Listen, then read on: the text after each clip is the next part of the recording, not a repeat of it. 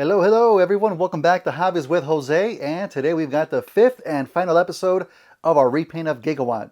Are you ready to get this done? I know I am.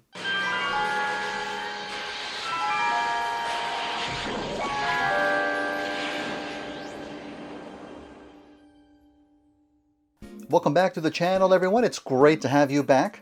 And I gotta say, finale videos are always my favorite. We're gonna see the culmination of a month and a half worth of work that we put into Gigawatt. But before we do start with the panel lining and a light touch of weathering, there's a last bit of painting we need to do. The silver panels that we see on the DeLorean, they're actually kept in place by these brackets that we see molded in on the top and the bottom. Those I'm gonna paint in with some flat black. And on this side panel here, there's some little rivets sticking up indicating screws, which we're gonna paint those flat black as well. So let's get this finale started. Hey, sorry to interrupt, but before we get started, I just want to let you know that I recently had the opportunity to talk to a fellow customizer all the way from Spain, that way, Nani Scala, and I had a great time chatting it up with him about all things Transformers and customs. Creo que sé la respuesta, pero ¿qué te gusta más? ¿Estética de Bay o G1? G1, ¿no? Creo que no hace falta que te lo... So do me a solid, go check it out. I'll have a link down in the description below. And while you're there, hit that like button, leave a nice comment, give the man a subscription. He does fantastic work. All right, back to the finale. Ooh, I can't wait how it's gonna turn out. All right, good to show you right here.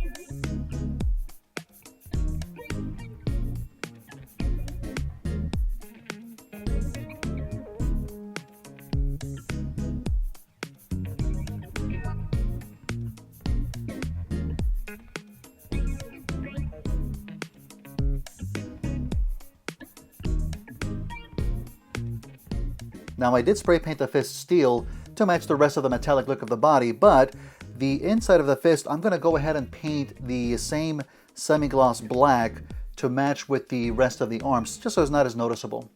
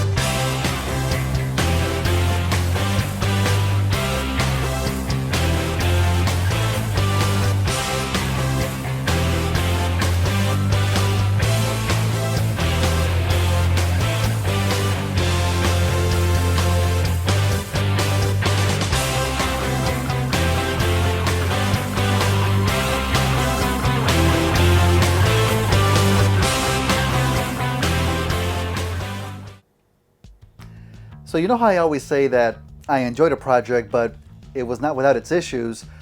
This one takes a cake. You see this pin? Screw this pin. I mean, screw it straight to hell. You might remember from part 1 where I had a particularly hard time in removing these pins from the knees. Now because of that, I thought it wasn't going to be as difficult putting them back in, but I was wrong. I was hammering and they would not budge, so instead of risking damage to the figure, I came up with another solution. I used a toothpick. Surprisingly, it has about the same diameter as the pin, so I was able to insert it, and then I just snapped off the ends, glued them in place, and painted over them. It did turn out surprisingly well. I thought the figure would be more delicate, but it's surprisingly sturdy, although I'll still have to be careful with it. Didn't give me any issues for the transformation though, thankfully. Other than that though, everything else went pretty smoothly. I was thinking about painting the flex capacitors on the knees, similar to the one on the chest, but I didn't want them to stick out too much, so I ended up just painting them over with gunmetal, just to differentiate them a little bit from the stainless steel. And I think painting the goggles a semi-gloss black was a good call. It matches better to Doc's actual goggles in the movie. Plus it helps to break up all of the gray on his head, and painting the face silver makes it a little bit different from the stainless steel helmet too. Now I did think the cables were going to give me a harder time since they're pretty intricate, but overall it went on pretty well. So yeah, I did enjoy this custom very much. Now as for what's next, well...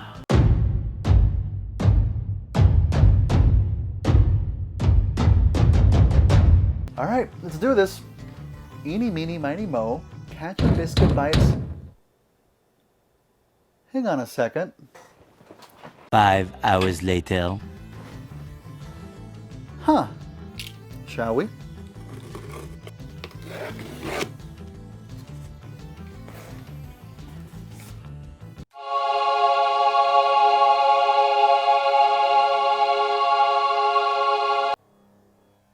I'll see you next week.